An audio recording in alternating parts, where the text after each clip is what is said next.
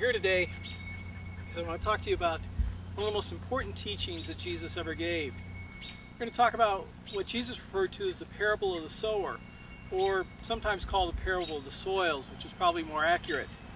Now, Jesus said that it was critical to understand this parable because he said, if we don't understand this parable and its message, we can't understand any of Jesus' teachings. Jesus talked about the Word of God and how it was sown in the earth. And he describes it in ways that I thought it'd be better to see out here. See, back in those days, there weren't tractors, of course, and everything else, so people would plant by going out and casting seed, and they would just toss seed like this as they went.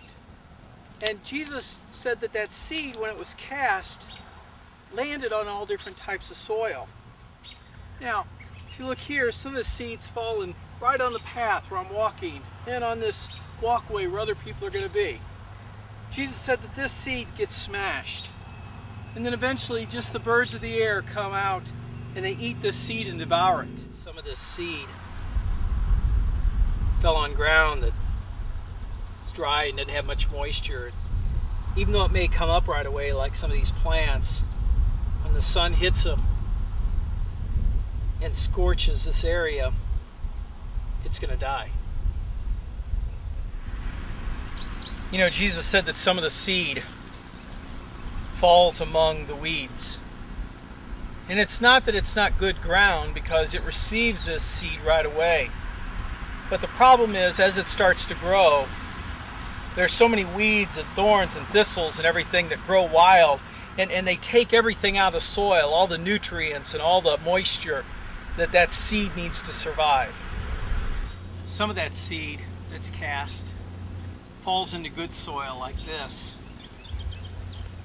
And this soil is rich and full of nutrients.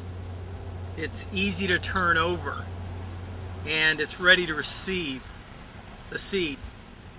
When the seed goes into this kind of soil, Jesus said it produces a harvest of 30, 60, and even 100-fold. You know, I heard someone say to me one time, referring to apples, they said, "Tony, any fool can count the number of seeds in an apple, but only God can count the number of apples in a seed." What kind of fruit is being produced in your life by the Word of God? That's what we're going to talk about today.